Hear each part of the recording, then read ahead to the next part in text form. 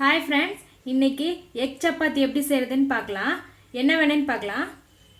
சப்பாத்தி மாவு வந்து 3 உருண்டை எடுத்துக்கோங்க. 2 முட்டை, 1/4 டீஸ்பூன் உப்பு, 1 டீஸ்பூன் மிளகுத்தூள் எடுத்துக்கோங்க. ஒரு பவுலில் 2 முட்டையை உடச்சிக்கோங்க.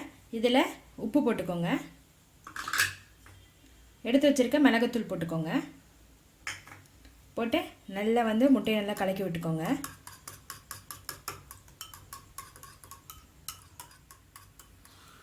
சப்பாத்தி மாவு நல்லா ரவுண்டாக தேய்ச்சி வச்சுக்கோங்க. வரமாவு தடவி தேய்ங்க, அப்போ தான் எங்கேயும் ஒட்டாது. முட்டை இந்த மாதிரி நல்லா அடித்து வச்சுக்கோங்க. இப்போ தவாவில் நெய் விட்டுக்கோங்க. தோசைக்கல்லில் போட வேணாம், ஏன்னா முட்டை ஊற்றுறதுனால முட்டை வெளியில் வந்துடும். அதனால் இந்த மாதிரி ரவுண்டாக இருக்க தவாவில் போட்டுக்கோங்க. மேலே கொஞ்சம் நெய் தடவிக்கோங்க.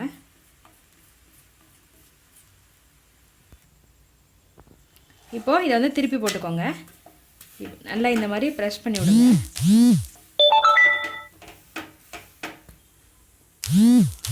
இந்த சைடு திருப்பி போட்டுக்கோங்க. இந்த சைடு நல்லா வெந்திருக்கும்.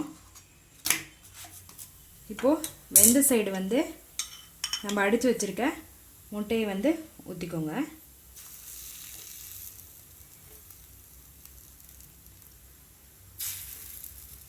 எல்லா சைடு நல்லா அப்ளை பண்ணிக்கோங்க.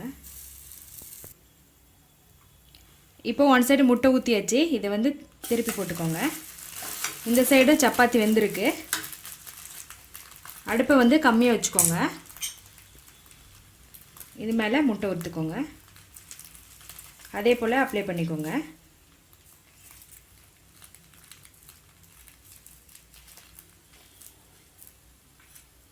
லைட்டாக மேலே நெய் விட்டுக்கோங்க.